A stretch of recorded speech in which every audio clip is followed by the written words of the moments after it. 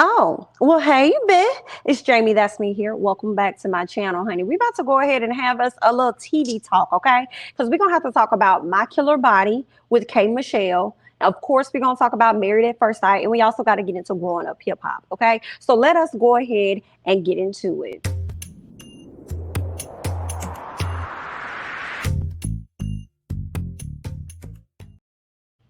All right, y'all. We're gonna start off with My Killer Body because I got a chance to watch it right after the Janet Jackson documentary, premiered and all that other great stuff. Okay, so I got a chance to check it out, and I just want to talk about it. All right, for those of you guys that do not know, K. Michelle, who is a singer, she also was a part of Love and Hip Hop. Okay, Love and Hip Hop, ATL, Hollywood, all that other good stuff. Right? She got butt injections many years ago, and she's been very open about her process of getting like the silicone and everything removed from her body. So because she went through such a traumatic experience, she wanted to be there for other women that may be going through similar experiences, right? So Miss Girl decided to show us two individuals. It seems like she's going to show us on every episode two ladies and what their cosmetic damages were. Hello, that's what I'm gonna say. Cosmetic surgery damages were, and she's going to set them up with a doctor so that they can get the healing and getting the issues fixed, right?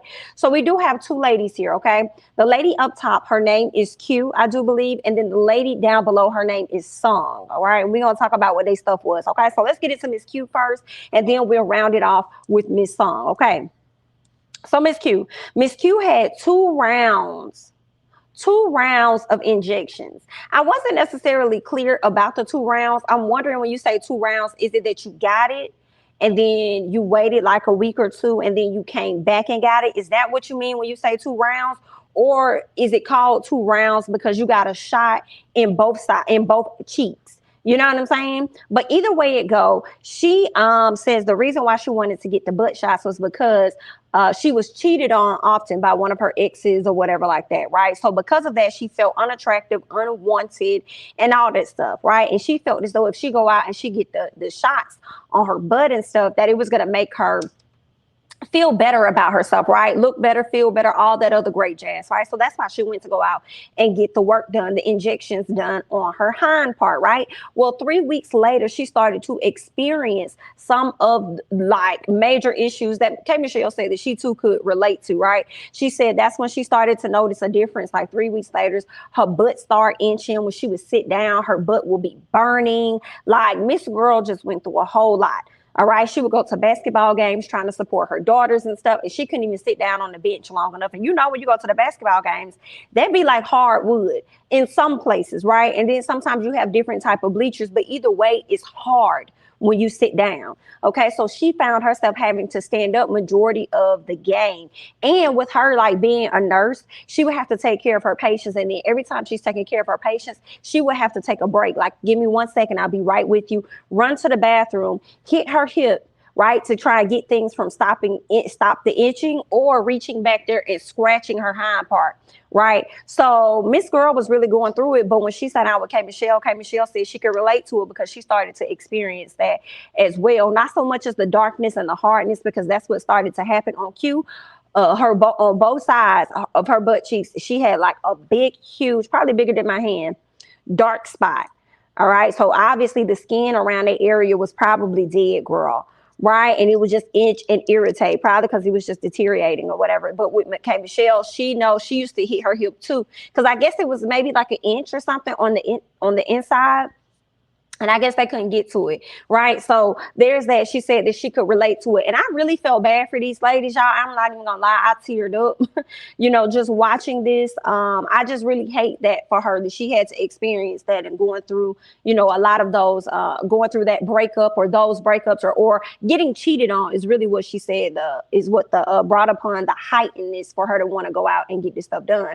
So just hearing that, I kind of just, really felt bad for her, that she felt like she needed to result down to that based on the fact that she was being cheated on and all that stuff. So, there's that. But shout out to K. Michelle, y'all. I think I also teared up in this because I could see the growth to me in K. Michelle, just seeing how she would turn up at the drop of a dime on Love and Hip Hop, ready to whoop anybody's arse.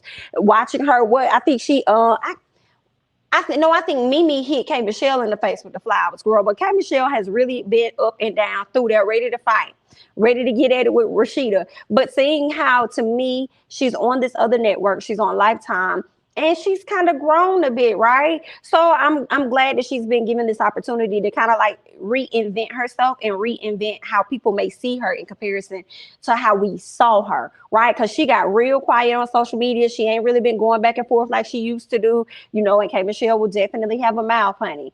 So yeah, now K Michelle stops by to see CQ. She talks with her and she was able to recognize, like I said, the same symptoms. Okay. This is what really made me feel super, super bad for Q. Like, not only the fact that she went out and got this work done for whatever reason, but it was the fact that she went and got this work done and she didn't tell nobody. Nobody knew. She didn't tell her kids. She didn't even tell her best friend. And I'm so glad K Michelle asked the question, because I was thinking to myself, like, what, you didn't tell them what? You didn't tell them that you got the shots, or you didn't tell them that you was experiencing the things you were experiencing after you got the shots? And she said neither. I didn't tell them I went and got it, and I didn't tell them about the aftermath. And I said, ooh, girl. Now, here's the thing that y'all had to listen to if you didn't watch it, or if you did watch it. It was the key words for me when she said, when K Michelle asked her, when did you get your shots or whatever, I think she said like 10 years ago or something like that. That means, ma'am, that means when you got this work done 10 years ago, this is so sad. When you got this work done 10 years ago, and then 3 weeks later, you start to experience symptoms, you were dealing with this, or you've been dealing with this for over 10 years, ma'am. Okay? That's a whole lot. So I really hate that for her. So Q ends up eventually telling her best friend Edna, because Edna did not know anything about it.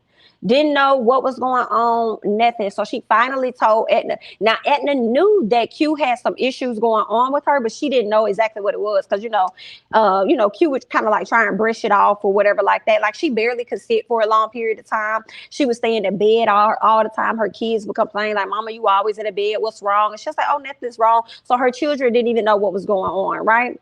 Just sad. I don't know how that probably affected her kids, but yeah.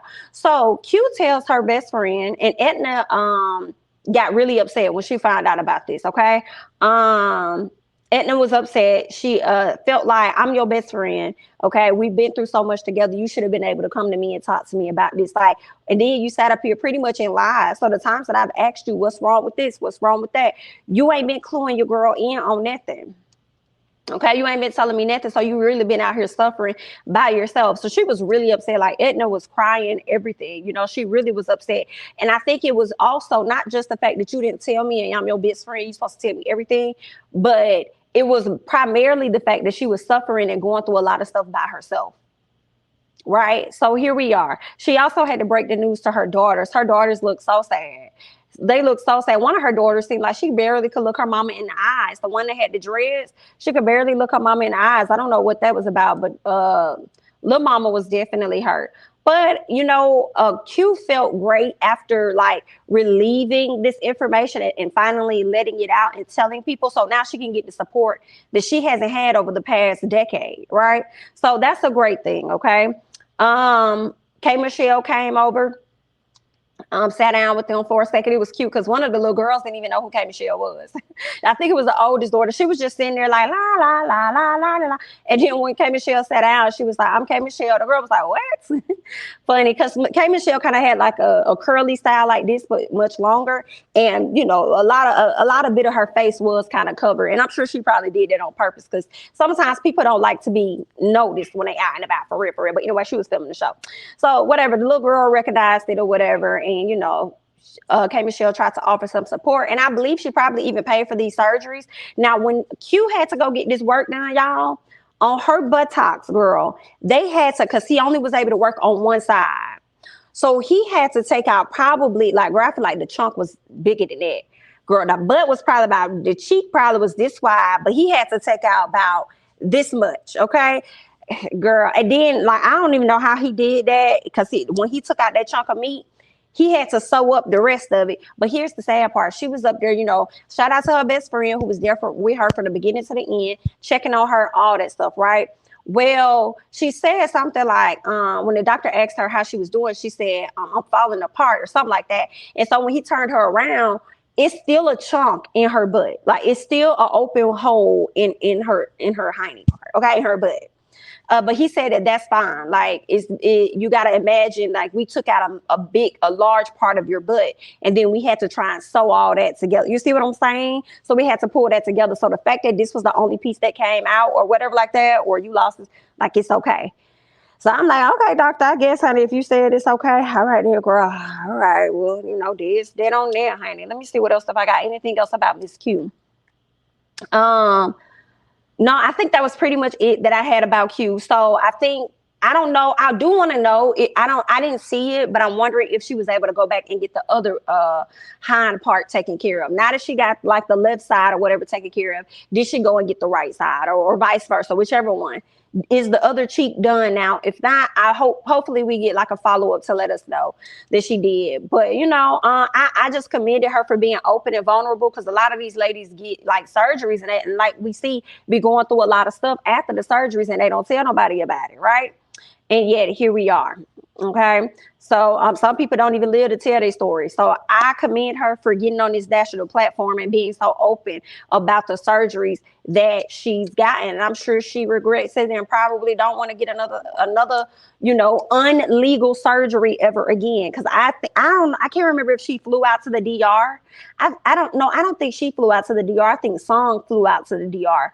But I'm not sure where Miss Q got her injections at, girl. But they did my girl wrong, ain't he?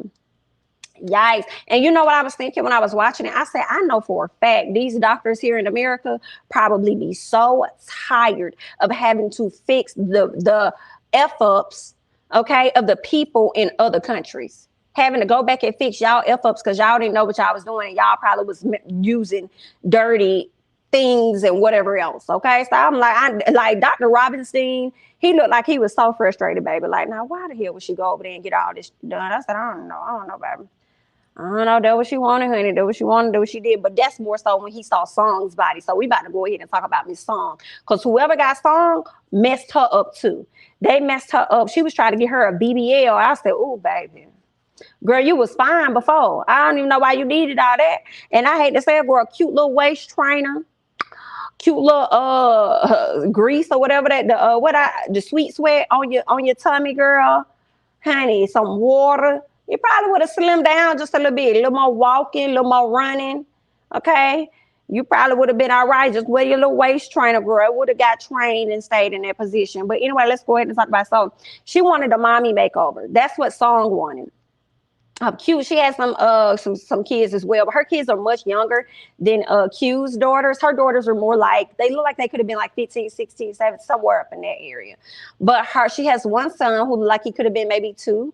And then she has a daughter that probably was about 8 or 9, maybe 10 or something like that. So her kids are much younger, right? She says that once she had her kids, she never lost the baby weight, right? Yeah, that sounds about right. Especially if you're not active, you're not going to lose it. So there's that. What else? She reached out to a doctor that she saw on Instagram. A doctor that she saw on Instagram. Okay. And the man assured her that he could fix her body, y'all. Assured this woman that, yes, I could fix your body. I cannot. Yes, girl. Did he put a fixing on it? He did. Girl, listen, terrible, terrible. So after she got the surgery, right, she had flu. I think she was the one that flew to DR. Her friend went with her, right? She woke up the next morning or something like that after the surgery. Her friend said, your skin looks black. Your stomach looks black. Yeah, she looked like she had got beat down bad.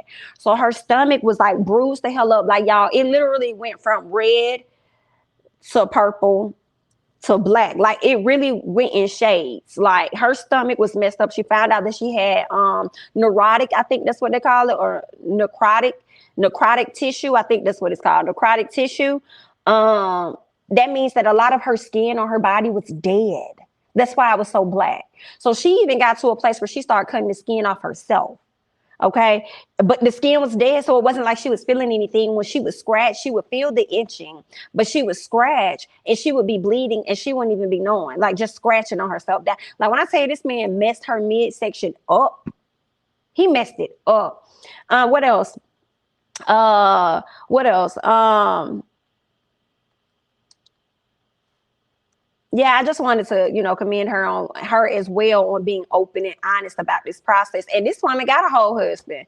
You want a whole BBL? You want this whole body change and all this other stuff, like the whole body change, girl. And your husband probably was like, girl, you was good how you was. Like, I mean, but if that's what you want to do, then okay. Right? We didn't really get her reasoning, wholeheartedly, but I think that she was just influenced by what she saw on social media and she wanted to go and get that mommy makeover. So, girl, she was trying to get that mommy makeover on clearance. That's what it was giving. And she went down there to the DR and then got messed up. And I hate that for her, girl. Hate it. And I know she regrets it because I believe she said she does. Okay. So she goes to see a doctor. And from when they were having the conversation, it sounds like she got work done twice, but I wasn't really sure because she was talking about a 1 round and a 2 round too. Like she got liposuction as well. And she also got the BBL. Well, she got liposuction. She got a stomach done. I guess she probably got some stuff pumped in her tail. I'm not all bad. No, no, ma'am. I feel like if she did get her butt done, you're probably gonna have to go back, ma'am, and get that checked out. Because if your stomach is looking like that, I feel like in a few years your butt gonna look like that too. So you might need to have a doctor look at everything because that right there was terrible. So Dr. Rubenstein, he said he was going to try and remove the scar that she already had there. But he said he won't be able to make it look any better than what it already looks because she lost a lot of skin and she did. Like when he was looking at her, her stomach was so firm and tight that I didn't even see how he was going to pull anything to hide a scar. I was just like, yeah, that don't look like it's gonna work for you, ma'am. It doesn't. But that for me, that was the moment that I realized. I said, I know these doctors are so tired of having to fix the issues of terrible doctors. I know they tired. Right. So later on, we could see where K. Michelle came to meet up with Song and her family. And we learned that her friend, I told y'all about that, her friend was the one that let her know about her stomach. She also told K. Michelle about how her skin started falling apart and she needed to get it off so that the rest of her skin could heal. So what she did was she started to cut it off with a blade. And I'm like, well, if you risk your life going down there to see somebody down there in DR, why not go and risk your life and go to a hospital and get some help? Because I feel like if she would have did that, they possibly, I don't know her financial line, but possibly I just feel like they could have saved some of the skin from, maybe they could have stopped it from spreading. I don't know. But that's what happened. So she had her surgery. Surgery ended up going well for the most part. She still has this scar going across her stomach, this thick scar, but you could tell it looks much better than how it looked before. So he definitely did the best that he can. And he said in a few months, he can fix some other stuff. And I think what he's going to need is for her to gain some more weight, probably in order to fix some other things. So we just going to see how it's going to go for the ladies. But either way, honey, good luck. And that was really nice for K. Michelle to step in, come through and show up for those ladies. You know what I'm saying? So I like this, K. Michelle. Now, some of the images was very, very gruesome. I'm not gonna lie to y'all. It was very gruesome, girl. Them after pictures, seeing this woman buttocks, and it's just like 2 black patches on her butt. And then seeing the stomach of Song, girl, it was horrible. So hopefully you guys got a strong enough stomach so that you could watch all this. All right. But that was that on that, honey. I'm about to go ahead and scoot on over so that we can let's talk about Married at First Sight, okay? Married at First Sight. Let me go ahead and put the couples up here because we're about to get into a few things, okay? I know I have not reviewed maybe the past 2 episodes or something, but I was waiting for more things to start to happen so that we can have things to talk about, all right? Because I feel like the last 2 episodes was dry. We was trying to get through the weddings and stuff, and it just wasn't giving. But now we're getting to a place where the couples get to meet other family members, have a sit down, and then get ready to get this honeymoon started. And did it get started? For sure, according to Elijah Wan and Miss Lindsay. So let's talk about Lindsay, okay? Lindsay and Mark, right? They're in the room or whatever, kicking back after the wedding, getting to know more about each other. And it seems like they're bonding over the relationships that they have with their moms, okay? Not so great. Lindsay's mom, y'all know she got her issues. She really can't stand her daughter, Haki. So they always back and forth going at it. And when it comes to Mark, y'all know his mom, when his dad passed, she went into a severe depression, not wanting to do anything, go use the bathroom, clean herself up, just not wanting to do anything. So, and he's the only child. So that's a lot of weight and pressure on him as well. But the beautiful thing is what we learned about Miss Lindsay is that Lindsay actually worked with a lot of older patients, and actually she's worked as a nurse in hospice. So it seemed, because she asked the question when she met his family, like, what is it that I can do to like help help him with his mom and stuff like that. And as they were talking and telling her things that she could do, she let them know that she's familiar with patients like her, and she has worked at the nursing and all that other stuff. So I said, I think that's a great thing. I think that's great, because I don't think it's going to be something that she's going to shy away from. So I feel like she's often in that hospice position as a nurse, often having to give out support to families. So I think she's going to be able to do that with him as well. Now, Lindsay definitely got some extra ways about her. But I think deep down inside, Lindsay she may not be that bad of a person, okay? So we talked about that. And Mark meets Lindsay's friends, and they gave her a survival kit, child. And basically, it came with some snacks, okay? So when she act a little way, get her these snacks. And also, you need to hit this buzzer. They gave him a buzzer that says no, because she need to be told no sometimes, all right? So there's that. Let's get to Elijah One and Katina. So they laid up, and they speak about they past sexcapades and they hoeing days in so many words, okay? Later on, we could see where Elijah One goes to link up with her friends. And right out the gate, we could tell that her friend Jelani does not like him. Jelani is not necessarily featuring Elijah One. It's like you could tell he's seeing through Elijah One, okay? He asked, like, are you here for the right reasons? Or he brought up something to Elijah One. No, I think they asked him, why did you start this process? And Elijah One was like, well, I wanted to try something different. And so Jelani was just kind of like, you wanted to try something different. And I see, when you do that, like, you could try some food. Like, let me try a different restaurant. Okay, let me try to go a different route. Right. But when it comes to a marriage, that's different. OK, you can't just try this and then next week feel like you don't want to go here no more. Right. So he kind of called him out about that a little bit. And he said, and then this is what Elijah One says. Well, I'm here for the right reasons. That I feel like if I wasn't, based on Katina's past, she's dealt with enough guys to be able to know if I'm on some BS or not. So if you ever feel like I'm on some BS, then call me out, bro. Call me out. But it seemed like Jelani was keeping his foot on Elijah One's neck. Jelani feels as though Elijah One is there for the attention. He don't feel like he may be a good guy, and he may just be there for the attention. But we just gonna see. I don't know. Jelani could have a point. He felt like the responses that Elijah One was given, he just felt like it was a bunch of BS. But at the same time, Elijah One just felt like, this brother here don't like me. Okay, I ain't even doing that to him. It seemed like whatever I said, he had some pushback for anything that I had to say to him. So that's what he ended up telling his wife, Katina, like, I don't know if I could be around him, because he, it's cool. I'm okay with not being in the same mix as a person that don't really rock with me. You don't ever got to worry about that. I'm A-okay. So we'll see how that's going to play out with Jelani. I need to know the history between Jelani and Katina. Maybe it's just a, straight platonic friendship, and he looks at her as a sister, and just want to look out for her and just make sure, she ain't choose the wrong person. But even if that's the case, she technically did not choose him. All right. They were put together. So there's that. Okay. What else? We get to Steve and Noy. Noy meets with Steve's family, and his dad airs him out to Noy.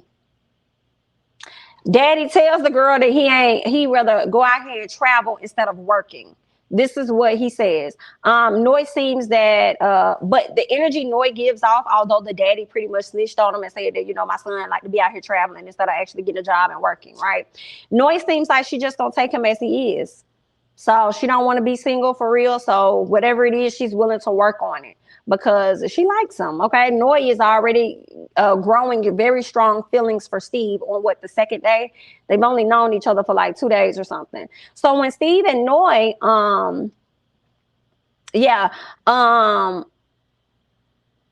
let me go to this. Before I go to Steve and Noy, right? So let's go to, because I think I wrote them out of order. So Steve meets with Noy's family, right? And they want to know about him being a freelancer. So obviously, between the time that Noy spoke with his dad, she must have talked to her brother now. and they came and asked him a lot of questions about him working, right? So they want to know about him freelancing and him, and when is he actually going to go and get a real job?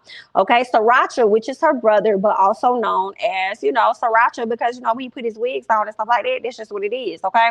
So Sriracha asked about Steve's financial plans for future children.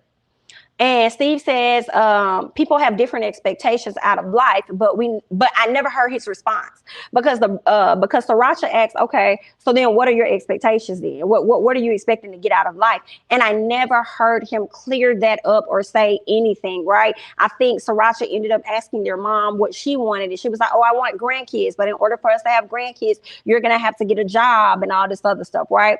So that was the conversation, but it's like, as far as the plan for the kids in the future, I feel like that's a conversation between Steve and Noy. I don't fault the family for asking and wanting to know, because that's their loved one and they want to make sure that she's going to be good, right? Got that. But when Steve and Noy linked up, she asked him about the job thing, and he still isn't focused on getting a full-time job. Y'all know he's a freelancer, right? I think it's going to be a problem for him with people continuing to ask him to go and work in an office that he don't want to work in, like a full-time, being told what to do or anything. I don't think he wants to be in that space anymore, because I feel like after the pandemic, it woke up a lot of people. And a lot of people was like, I don't want to be in this space. If I can get it how I live, let me get it how I live. But here's another thing I wanted to add. Work life has changed a lot. There are a lot of work from home jobs. There are a lot of gig work. There are quite a few agencies that focus primarily on like freelance work and contracting jobs. A lot of people don't want to be tied to a company, right? They rather work a contract and run it through their LLC or something. So I don't like how the conversations are happening about him not having a real job because of what y'all think a job is supposed to be. Him being a freelancer, he probably making more money as a freelancer and then being in somebody's office, you know what I'm saying? And being a freelancer affords him the opportunity to travel and work wherever he wants to work.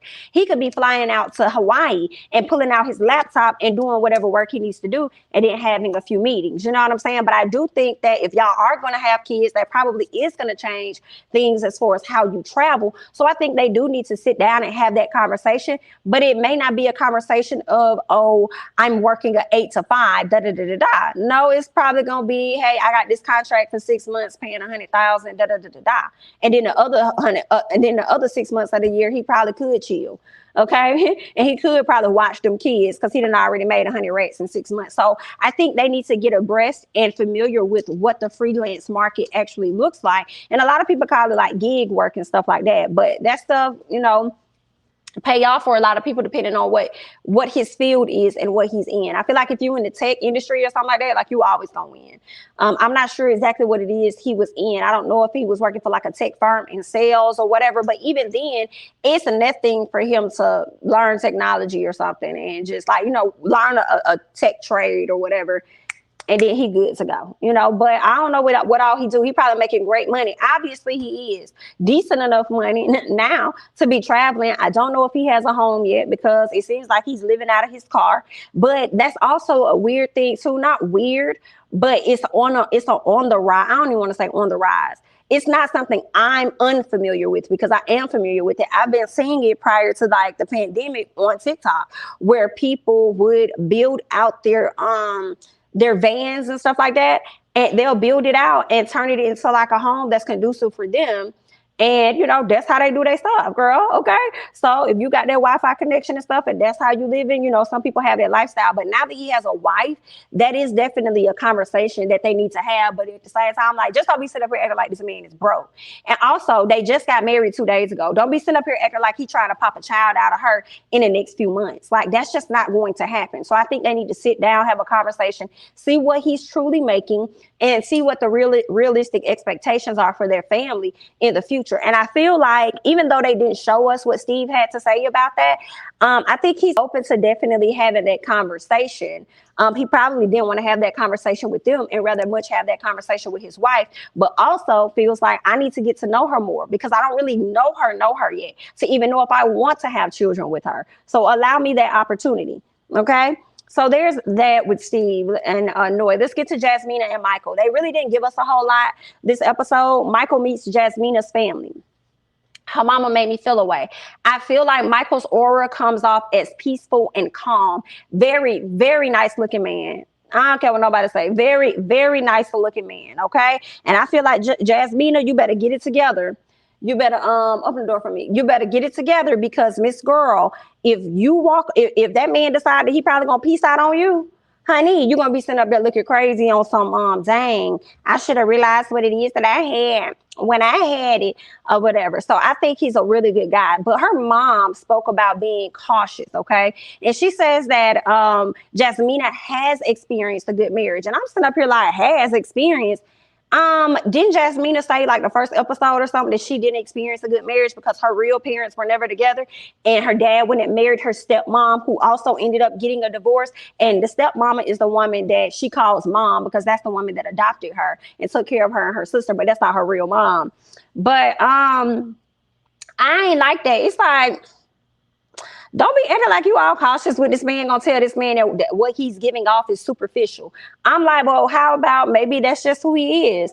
And I mean, but I can't discount how she feels when this process is new for her as a stepmom, and it's only been like 2 days. So it's like, I feel like it also speaks to her experience with men. I feel like she may not always see the goodness in men. So it's like right out the gate, she's giving him, but not really giving him a benefit of the doubt. It's kind of like all the other guys in Jasmina's life haven't been great. So she's probably got her guard up too, just in case he break her daughter's heart. She gonna be on, on red alert to take care of that, right? He tells her that he didn't have any good examples himself as he grew up, right? And that's what she said. Oh, that's concerning, but I guess it's exciting too. I don't know if he explained to her in more detail why that is. Number one, his parents were never together, okay? But what she does not know is that his mom and his dad are dead. That's what she don't know. I think his dad passed away when he was in high school. His mom turned around and passed away when he was in college. Okay, so all he do got is his sisters and his brother. So I wish that she would have knew that background of it. But majority of his life, he was raised by his grandmama and his mom. And she said, well, that's a bit, that's concerning. I'm like, girl, bye. How about it's concerning for Jasmina or for us to be concerned about Jasmina because Jasmina wasn't raised by her mama nor her daddy. Hello? She was raised by a damn stepmama. She wasn't even raised by her own grandmama. Her mama was never there. Her daddy was there, but decided to leave her ass and go back to Jamaica. And then she begged you to adopt her and her sister, and you did it. So, I mean, girl, which is great. I think that's awesome. But for you to sit up here and try and act like, I don't know, I'm concerned, woe is me, woo, woo, woo. No, ma'am. Okay? We could say the same thing about you because you're not her real mom, period. What else? Let's get to Chris and Alyssa because Alyssa got on my nerves, y'all. Alyssa, baby. So she didn't want to stay the night with him. This is after the wedding, y'all. She did not want to stay the night with him. Now, first of all, Alyssa thing was this. If his teeth is raggedy, I'm out. If his teeth is giving crooked or anything like that, I don't want them. Right. So I do think Alyssa wants this perfect looking guy, but Alyssa, girl, you ain't even a perfect looking girl yourself. Okay. So, and I don't think nothing was that bad about the man's teeth, but I do think it was messed up that the camera people kept zooming in on the man's mouth. I said, well, y'all some trifling folks, huh? Anyway, so I just felt really bad for him because he was really, really excited about getting married to her. Just finding his person. So like, imagine you coming on this show, married at first sight, about to meet somebody. You're excited about all of the possibilities. You weren't able to do it by yourself. Now you got experts to help you. And the experts somewhat get it wrong, at least on her end.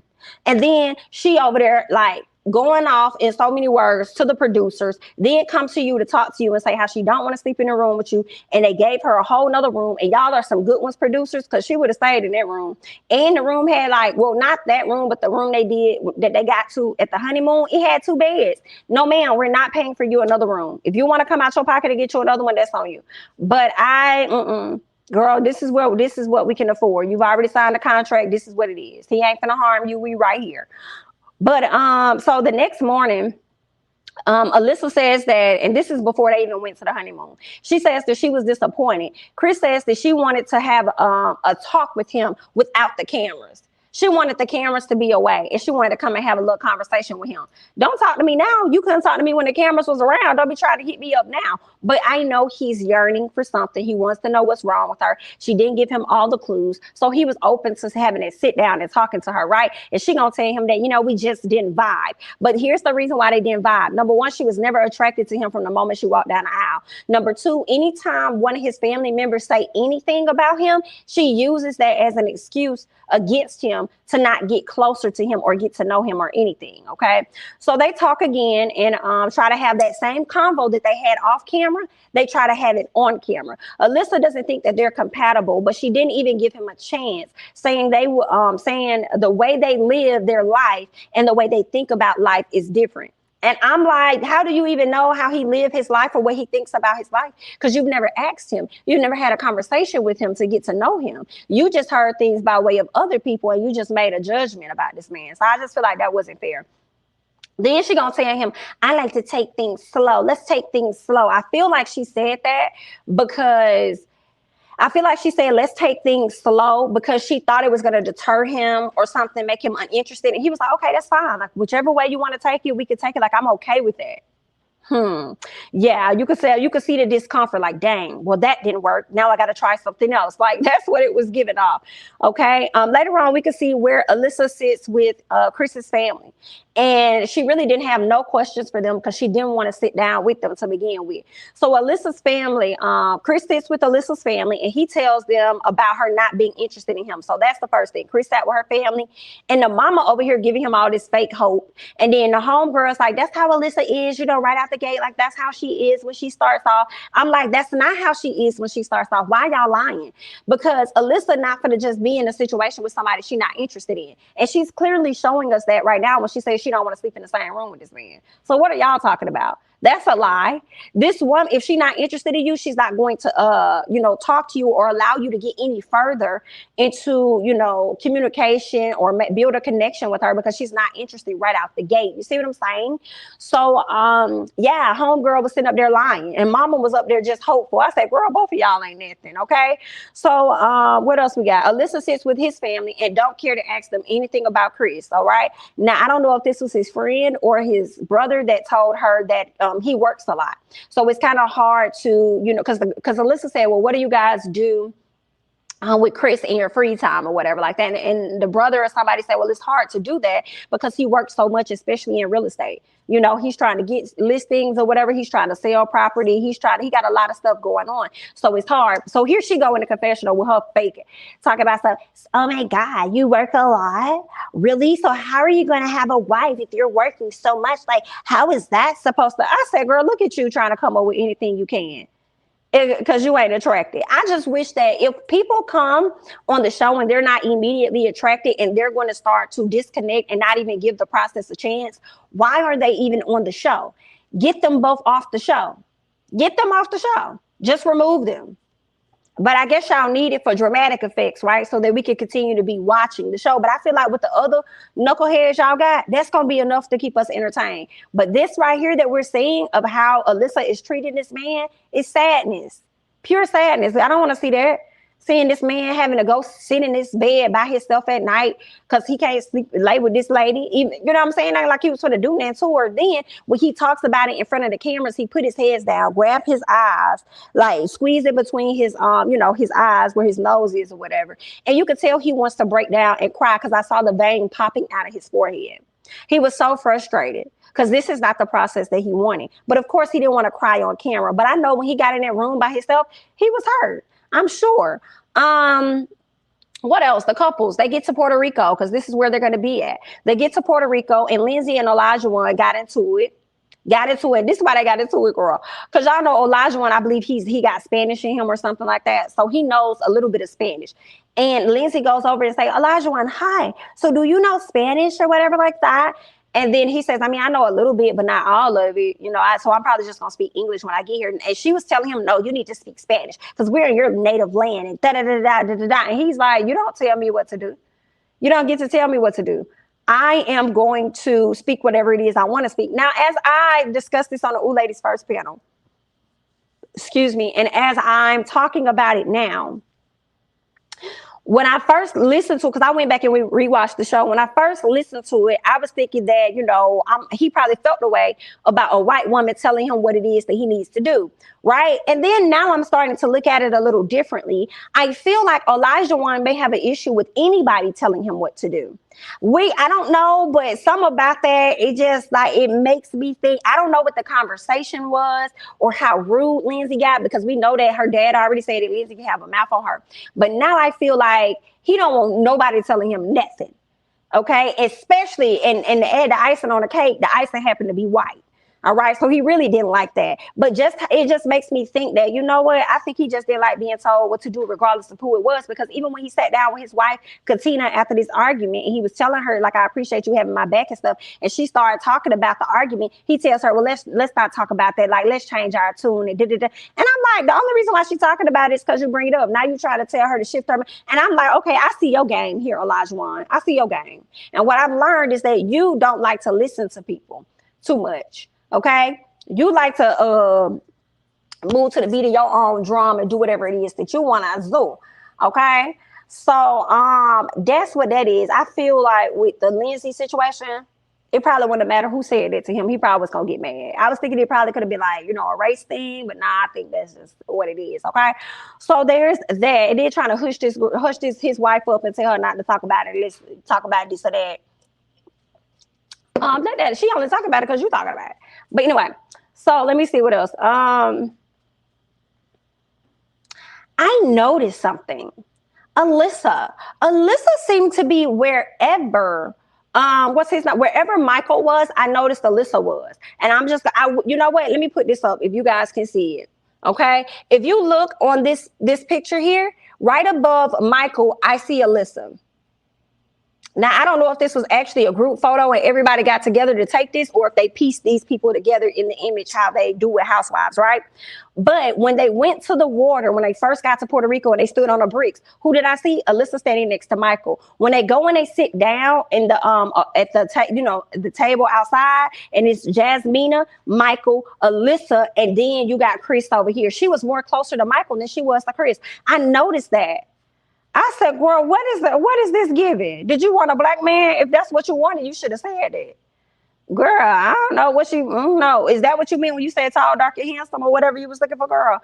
I guess, but that's Jasmina's husband. So let us not be in another situation like Zach and Bow from last season. Don't give us that, okay? But we see you, girl. We see you, Miss Alyssa. Let's keep going. All right. So Mark talks with everybody because after the argument got heated, we never got to see the argument. We only heard what was said about it. Mark comes outside. He apologizes on behalf of his wife. Elijah Wan is cool and everything, but Katina is like, listen, I appreciate your apology or whatever, big dog, but don't have your wife around me. Okay. Because I'm not going to be able to tolerate her for a long period of time. I can't even fault Katina on that because like I said, Lindsay can be a bit too much. All right. So there's that. Okay. Michael and Jasmina. So they talk about, the issues that happened earlier with Lindsay and Elijah Wan. Then they get to a conversation talking about conflict within the marriage. And Jasmina, when he was talking, Jasmina says, well, we can agree to disagree. He was like, what? You don't think we'll have conflict in our marriage? She said, no, I don't think we'll have conflict in our marriage because I don't sit around and think about conflict and think that it's ever going to arise in our marriage. And so he like, okay, I didn't think about getting no ticket, but I got one. You know what I'm saying? Like, girl, it's just some things that's like, let's be a realist. It happens. We're going to have disagreements. And in that moment, it made me go back to when Jasmina said that about her last relationship. She said that, it was long distance or whatever, but we broke up because he didn't want to argue with me or something like that. He said, you don't have to worry about that here or something. That's what it said. I think she said he wouldn't argue with her. So that's what it was giving me in that moment. You say that you don't predict any conflict to happen within your marriage, but you're also a person that likes to argue. So I don't... Somebody explain that part for me because it wasn't adding up for me. Maybe I misunderstood it. Okay. So when she said whatever she said to him about agree to disagree and that if that's how you feel, that's how you feel. But I don't sit around and just, wait for conflict to happen and all this other stuff. Right. So she ends up getting up and going and getting in the shower. And I could tell Michael was like, what the hell just happened? I hope this ain't how it's going to be for the rest of the marriage. So now he is at a place where he like, can I really do this? Think about it, brother. Think about it, okay? So we get to Alyssa.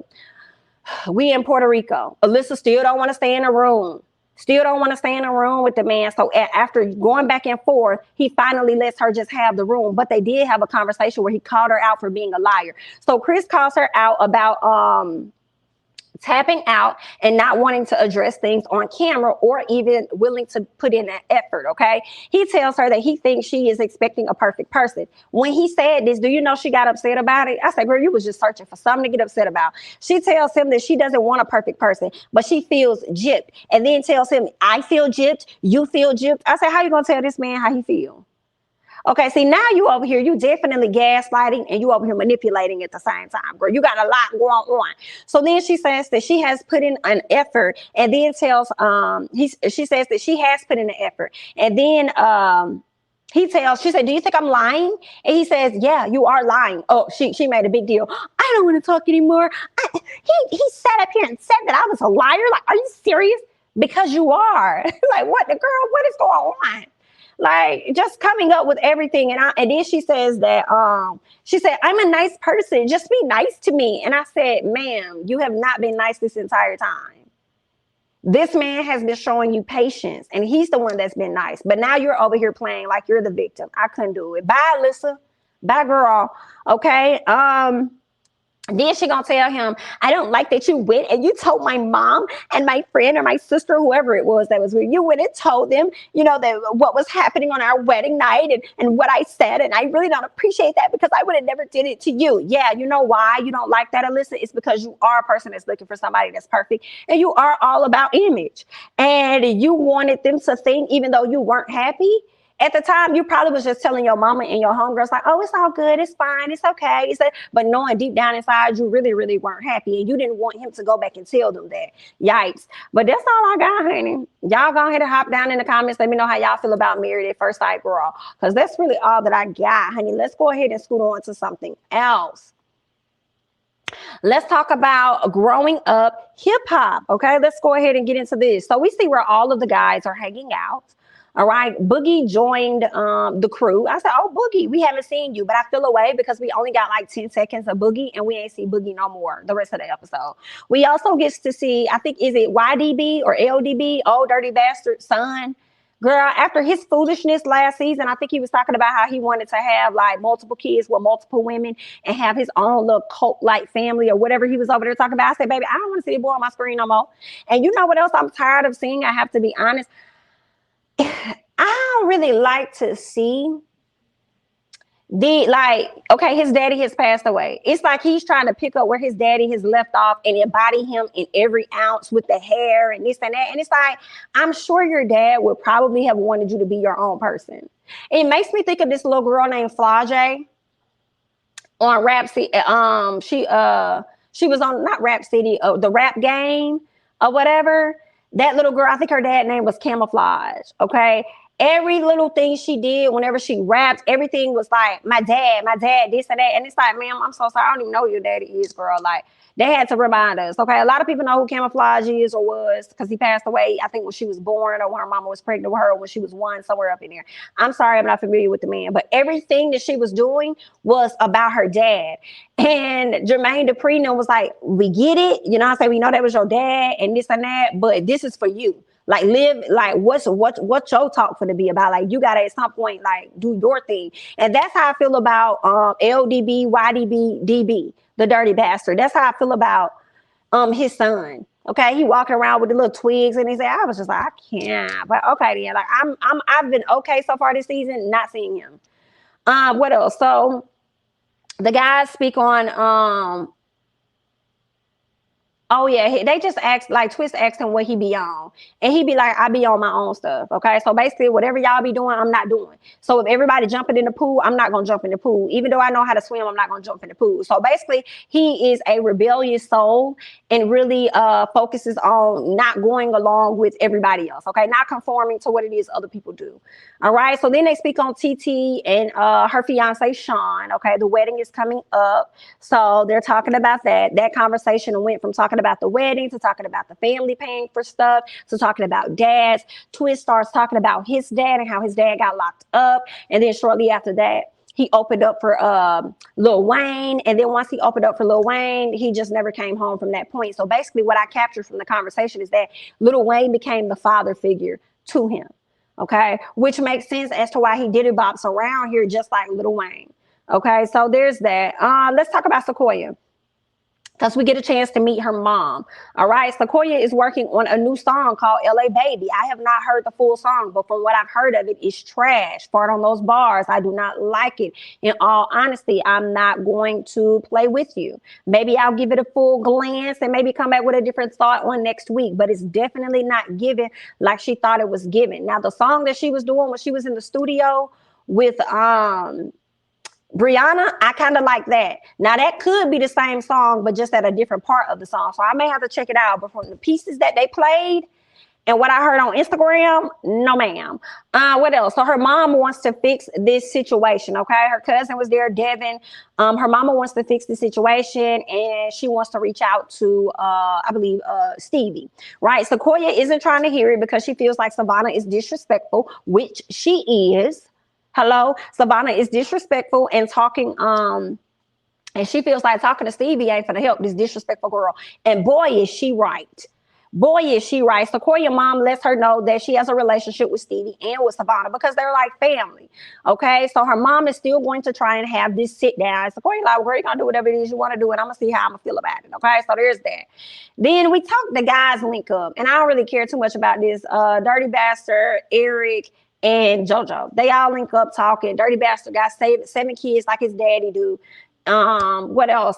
They talk about a Dirty Bastard talking about it's hard to stand in his dad's shoes or something like that right now because all his siblings are fighting over the royalties, girl. Anyway, let's talk about Pip and Tyran. So Tyran, he goes over to see his mama and all that great stuff, and they chit chatty patty, and then he tells her about the wedding and how the wedding was coming up, I believe, in November. So it seems like the wedding was happening much sooner than Pep expected it to happen, right?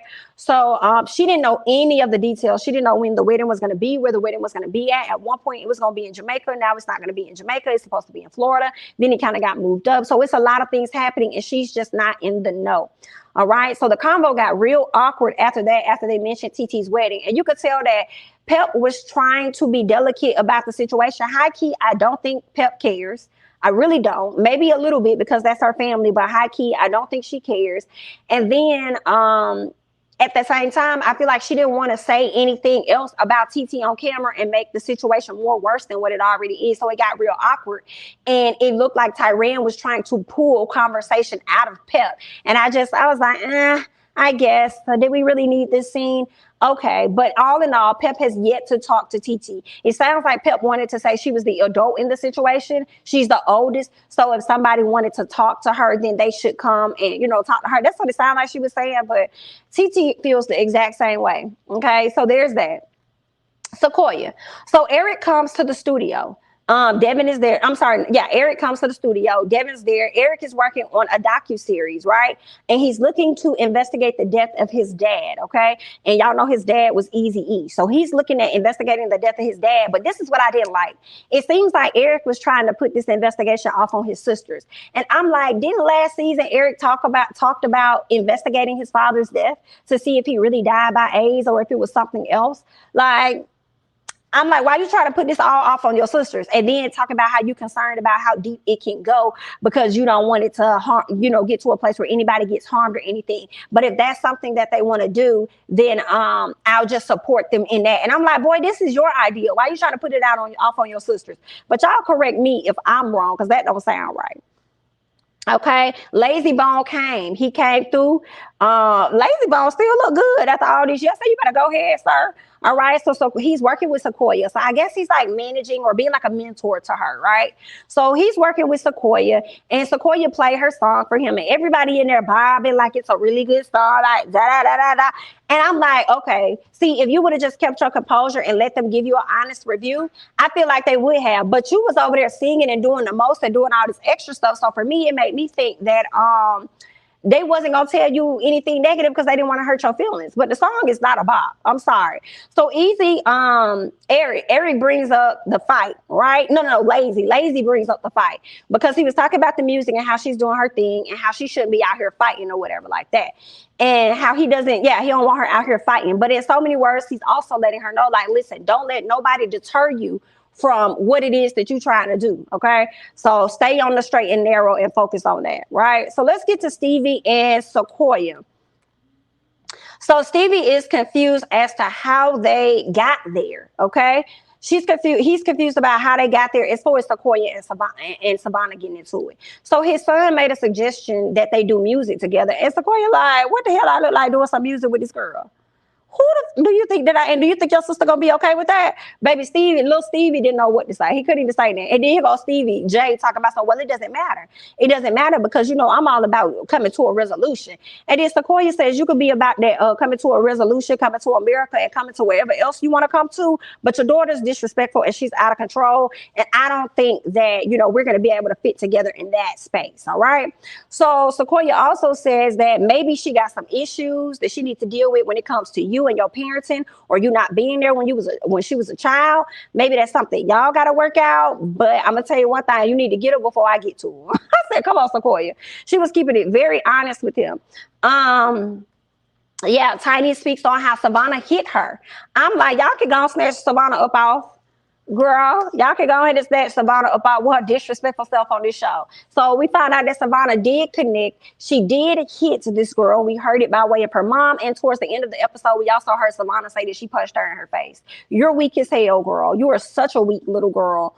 What else? Sequoia says that she's upset for being disrespected and that Miss Girl, Savannah crossed boundaries all day. She did. Sequoia says it's up and it's stuck when I see her. Period. I'm willing to meet her halfway at some point. You know what I'm saying? Like, if she's on something else, like, I'm willing to meet her halfway if she's willing to meet me halfway. But if she on something else, I'm on something else with her. All right. Understand that and hear me clearly. But high key, please know that it's up and it's stuck. When I come around, I was here for her, keeping that energy in front of her daddy. Like, I don't want to hear all that. Your daughter probably gonna get her ass beat when I see her. So you might want to get her before I get to her. Okay. So there's that. Tyran and TT are talking. TT speaks on her mom not being crazy about marriage. And I was confused. I'm like, are you talking about your mama? Because I could have sworn your mama not crazy about marriage because she said her mama was in town. And then I think he asked, like, is your mom paying for the wedding? And she was like, no. Is she paying for my wedding? No. But she'll pay for all these other lavish things, but she won't pay for my wedding. And I'm just like, that's funny you would say that because your mama was out here damn near telling you what kind of dress you should wear, what kind of cake you should have, where your wedding should be at. She had a whole lot to say for her not to be pitching in a coin. No, ma'am. So Tyran tells her about talking with his mom. And Tyran says that when he told her about the wedding, she looked really sad. I said, Tyran, why are you lying?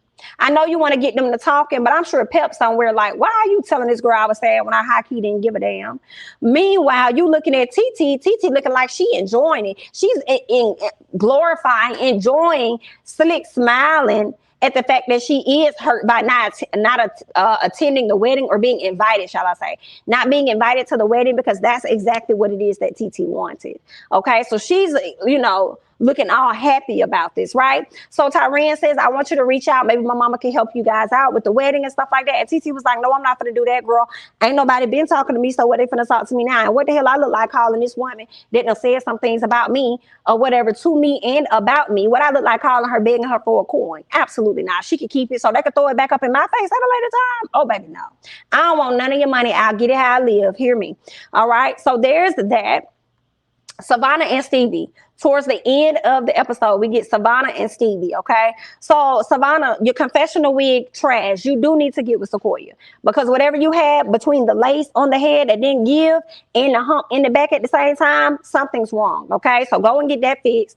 Stevie brings up Sequoia, and she isn't trying to hear about Sequoia being extremely disrespectful to her dad. Not even looking him in his face, not even talking to him, walking around looking at clothes and everything. Then she gonna say that, shout out to the single moms because I was never raised with my dad. I was raised with my mom. Okay. So she clearly has some deep rooted issues with Stevie, and that's fine if you got issues with him. But girl, You need to get it rectified because you out here treating everybody every which way, and you gonna keep on till somebody tap that. Okay, so right. Yeah, I said Savannah got a big issue with Stevie or whatever. I felt like she was playing too much. She was all in the dressing room doing whatever she want to do and all, just ignoring the hell out of him. He finally got her attention and he looked her in her eyes and said, listen, I don't want you fighting. Right. And then she said something like, oh, I didn't put my hands on her. Like, I didn't even do this. So I don't even know why you talk about me fighting. Da, da, da, da, da. I was like, this girl is so annoying, bro. So annoying. Like, I want her to grow up so much. Okay. Savannah says that I don't be having time for no drama. I don't be having time for no drama and all this other stuff. You don't be having time for no drama, but you had time for that night. Okay. You had that type of energy at that time when you saw Sequoia. And ran up on her more than one time and got real disrespectful with her. But you had the energy then, but now you're saying that you don't got the energy now. Oh, okay then. And then turned around and confessed and said that she had punched a girl in her face. I think she said something like, she told her dad, she's like, get on my face before I punch you in your face. Like, I punched that girl in her face. So it was just terrible, you know. And Stevie, he couldn't do nothing but though. That's all Stevie could do. He couldn't do nothing but make that face. Because he know she high-key disrespectful, just like you have been many times over the years, okay? So I don't know what it's going to take for her to get it together. I really think in order for Savannah to really get to where she needs to be and grow up, she's going to have to get that ass touched. That's what's going to have to happen. For her to learn any type of lesson, Savannah is going to have to get that ass touched, okay? Period. But there's that. Okay. Nothing else to say. She's irritating. I need her to evolve. That's all that I got, honey. Thank you guys so much for coming and listening to this cute little chat. Okay. I'm Jamie. That's me, honey. Don't forget to like, comment, subscribe, share my videos, follow me on Instagram and Twitter at Jamie. That's me. And I'm going to catch y'all in the next one, honey. Bye-bye.